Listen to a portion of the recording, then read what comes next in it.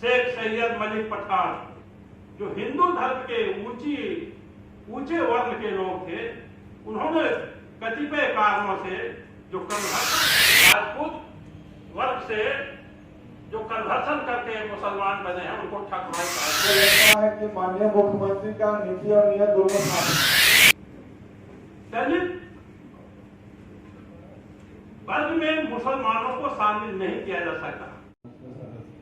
तो विस्तार से तो सारा चीज जानकारी आ गई है। अगर आपका कोई सवाल है तो बताएं। सरकार ने जो आयोग बनाया है उसमें क्या खामियां दिखती हैं आपको? वो हक दिलाने के लिए पर्याप्त है कदम? जो कमियां आपको दिखाई दी उसके बारे में विस्तार से जानकारी। कमियों पर हम एक दिन आओ अलग से भी करेंगे, क्योंकि आज बहुत बड़ा मुद्दा बोल दिया है। कमी उसमें बहुत सा। ठीक है सर, आपको लगता है कि किसी आयोग है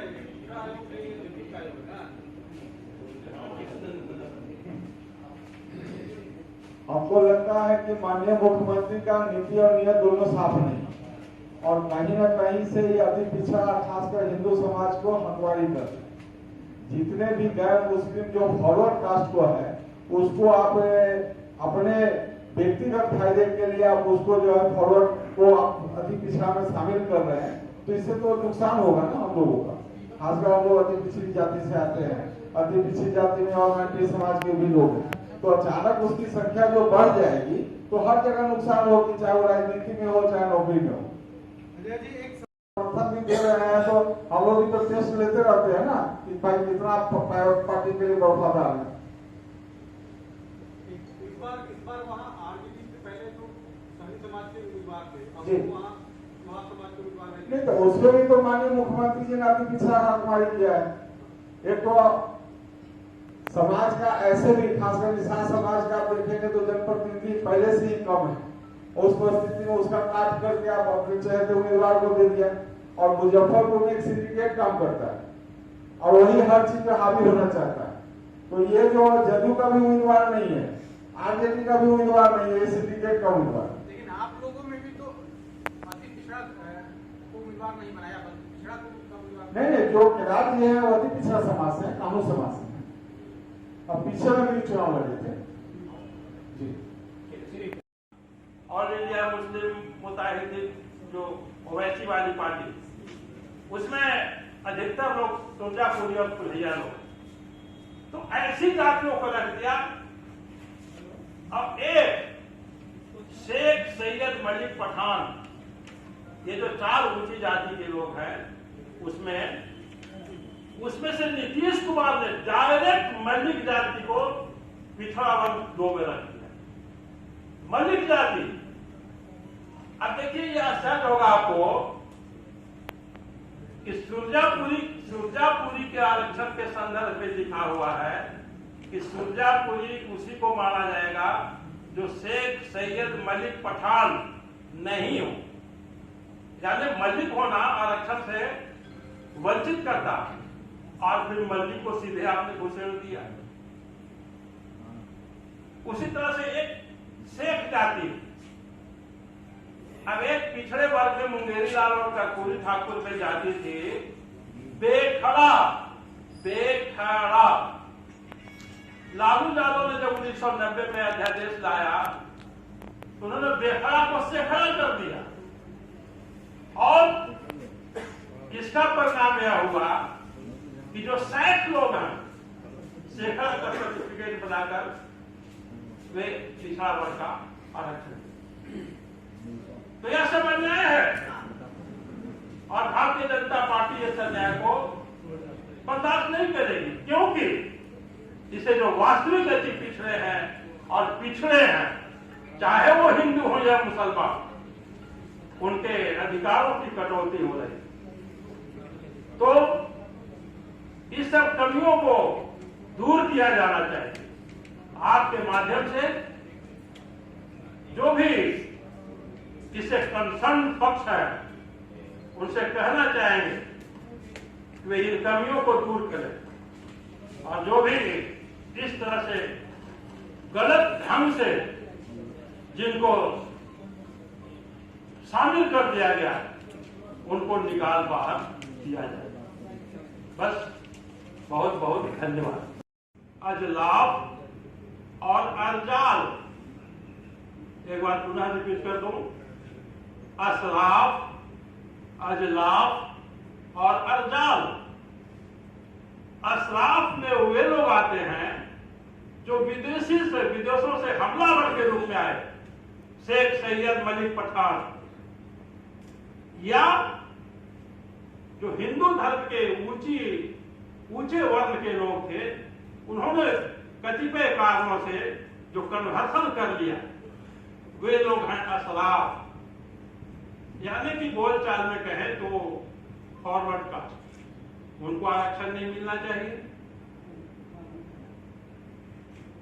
जो अजलाफ हैं तो हिंदू धर्म के जो पिछड़े वर्ग, पिछड़ी जातियों के लोग जो कन्वर्सन किया, मतांतर किया, धर्मांतर किया, वे लोग अजलाफ कहे गए।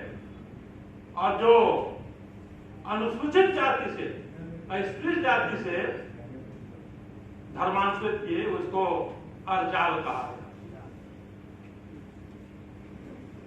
दलित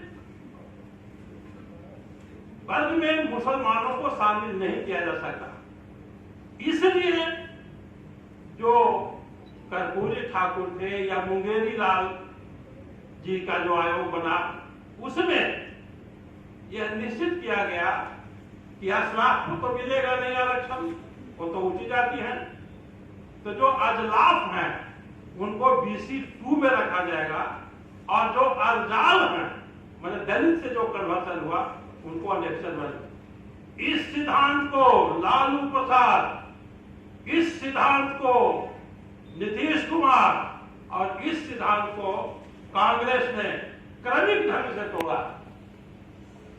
और आज स्थिति ऐसी हो गई है कि चाहे हिंदू हो या मुसलमान, उनके जो वास्तविक अति पिछड़े हैं, उनकी हकमारी हो जाए।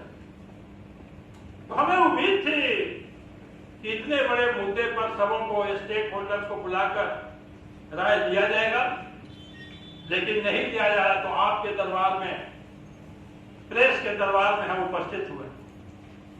अब देखिए, एक जाति है ठकुराई, मुसलमानों की एक जाति है ठकुराई। ठकुराई वे हैं जो ठाकुर साहब से, माने राजपूत वर्ग से जो कन्वर्सन करके मुसलमान बने हैं, उनको ठकुराई कहा जाता है। तो जैसा मैंने कहा, सिद्धांततः इनको किसी भी वर्ग में नहीं रखा जा सकता, क्योंकि ये असराफ हैं, फॉरवर्ड कास्ट है। लेकिन लालू यादव ने क्या किया? उन्होंने इसको पिछड़ा तो छोड़िए, अति पिछड़ा वर्ग में शामिल कर। इसी तरह से शेरशाहवादी, पूरा कटिहार पूर्णिया में शेरशाहवादी भरे हुए हैं। कहा जाता है, अपने को ये कहते हैं कि हम शेरशाह के वंशज हैं, इसीलिए नाम शेरशाहवादी है। अब शेरशाह पठान थे, तो शेरशाहवादी को नहीं मिलना चाहिए। कुल्हैया एक जाति है, कुल्हैया एक जाति है। ये किसी सूची में नहीं था, पिछड़ा अति पिछड़ा किसी में नहीं। 1996 में लालू यादव ने इसको पिछड़ा वर्ग अनेक्सर 2 में रखा। कुल्हैया को 1996 में लालू यादव ने अनेक्सर 2 में रखा। EBC के आरक्षण को समाप्त करने में या उस कार्रवाई, उसकी दिशा में कोई भी लापरवाही बरती गई तो हम बर्दाश्त नहीं करेंगे। आपने पहले ही अति पिछड़ों के अधिकारों में भारी कटौती कर दी। अनेकों दर्जनों मुसलमान जातियों को,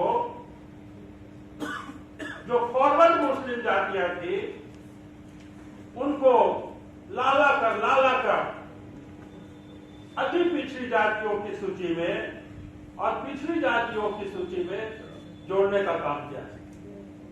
यह हकमारी हो रही है। हम यहां स्पष्ट करना चाहते हैं कि हम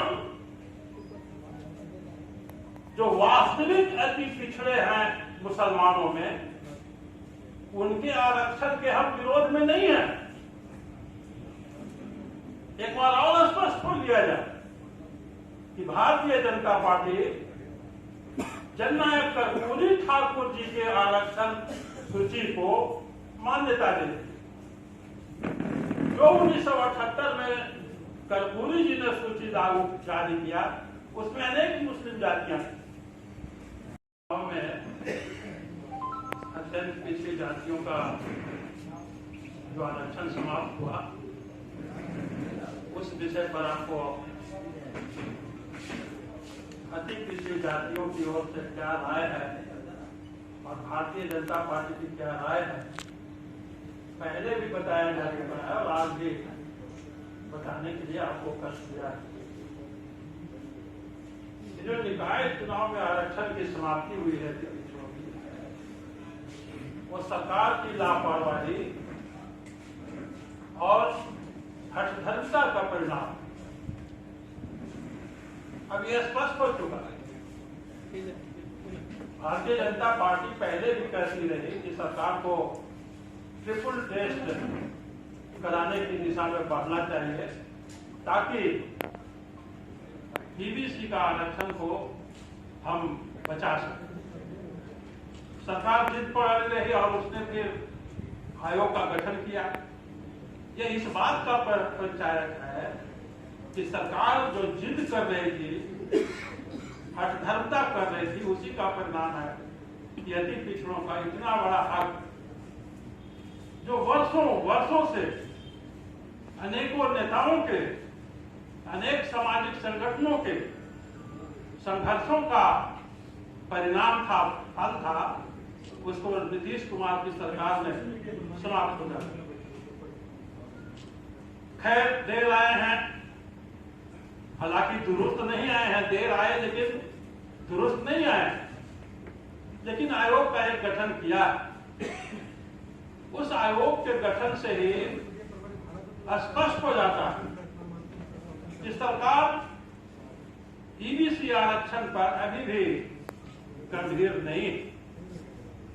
अगर वो गंभीर होती तो इतना हल्का आयोग का गठन नहीं करती। इतने विधि के जटिल प्रश्न जहां